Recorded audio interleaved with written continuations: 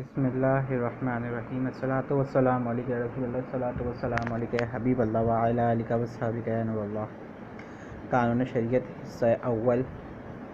ہم نے پچھلی ویڈیو میں پڑھا تھا منکر اور نکیر کا بیان، ہمارا وہی بیان آگے چل رہا ہے۔ عذاب و ثواب انسان کی کس چیز پر ہوتا ہے؟ اور یہ عذاب و ثواب بدن اور روح دونوں پر ہے۔ بدن کے اصلی اجزاء کیا کیا ہیں اور کہاں ہیں؟ بدن اگرچہ جل جائے، خاک میں مل جائے، مگر اس کے اصلی اجزاء قیامت تک باقی رہیں گے۔ ان پر عذاب و ثواب ہوگا اور انہی پر قیامت کے دن پھر بدن بن کر تیار ہوگا۔ یہ اجزاء ریڑھ کی ہڈی میں کچھ ایسے بہت ہی چھوٹے چھوٹے ہیں جو کسی خودبین سے بھی نہیں دیکھے جا سکتے، نہ انہیں آگ جلا سکتی ہے نہ زمین گلا سکتی ہے۔ یہی بدن کے بیج ہیں۔ انہیں اجزاء کے ساتھ ساتھ اللہ تعالیٰ بدن کے اور اصول کو جمع کر دے گا جو راکھ یا مٹی ہو کر ادھر ادھر پھیل گئے، اور پھر وہی پہلا جسم بن جائے گا، اور روح اسی جسم میں آ کر قیامت کے میدان میں آئی۔ اس کا نام حشر ہے۔ اب اس سے یہ بھی معلوم ہو گیا قیامت کے دن روحیں اپنے اپنے ہی بدن میں لوٹائی جائیں گی، نہ دوسرے میں، کیونکہ اصل اجزاء کا باقی رہنا اور زائد میں تغیر و تبدل ہونا چیز کو بدل نہیں دیتا، بلکہ اس قسم کی پہلی چیز وہی رہتی ہے۔ دیکھو جب بچہ پیدا ہوتا ہے تو کتنا بڑا ہوتا ہے اور کیسا ہوتا ہے، اور جوان ہونے تک اس میں کتنی تبدیلیاں ہوتی ہیں، مگر ہر زمانے اور ہر حال میں رہتا وہی ہے، دوسرا نہیں ہو جاتا۔ وہ خود بھی یقین رکھتا ہے کہ 5 برس پہلے بھی میں ہی تھا، اور اب بھی میں ہی ہوں، اور یہ ہمیشہ اور ہر عمر میں ہر شخص سمجھتا ہے، اپنے لیے بھی اور دوسروں کے لیے بھی۔ مردہ اگر قبر میں دفن نہ کیا جائے تو جہاں پڑا رہ گیا یا پھینک دیا گیا،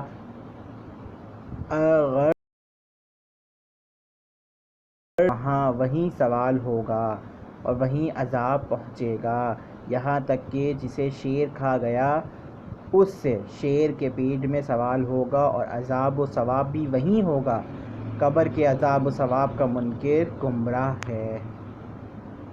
کن لوگوں کے بدن کو مٹی نہیں کھا سکتی؟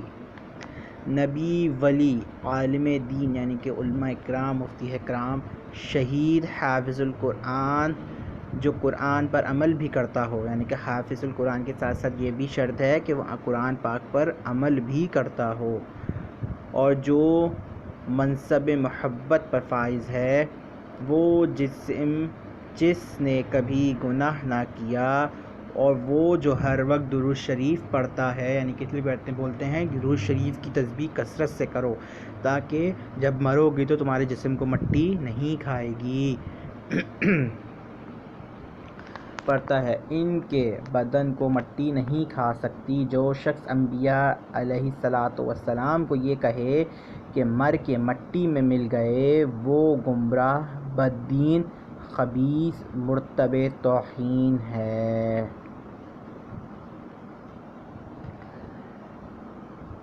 قیامت آنے کا حال اور اس کی نشانیاں۔ قیامت کی بہت سی نشانیاں ہیں، جن میں سے چند ہم آپ کے سامنے پیش کرتے ہیں۔ ایک دن تمام دنیا، انسان، حیوان، جن، فرشتے، زمین، آسمان اور جو کچھ ان میں ہے سب فنا ہو جائیں گے، اللہ کے سوا کچھ باقی نہ رہے گا۔ اسی کو قیامت آنا کہتے ہیں۔ قیامت آنے سے پہلے کچھ قیامت کی نشانیاں ظاہر ہوں گی، جن میں سے تھوڑی سی ہم یہاں لکھتے ہیں۔ نمبر 1، خسف یعنی 3 جگہ آدمی زمین میں دھس جائیں گے، یورپ میں،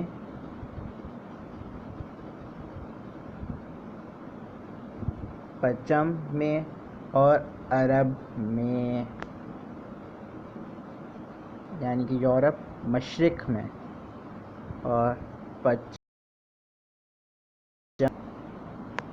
یعنی کہ مشرق میں، مغرب میں اور عرب میں۔ دوسری، عالم دین اٹھ جائیں گے، یعنی کہ علماء اٹھا لیے جائیں گے، یعنی کہ دنیا سے